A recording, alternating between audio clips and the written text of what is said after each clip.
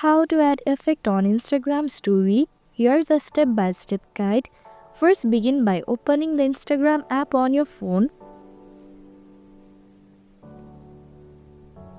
Once you're on the home screen, tap on your story option located at the top left corner. At this point, you can capture a new photo or select one from your gallery to upload. After your photo or video is uploaded, click on the effect icon on the right side of the screen.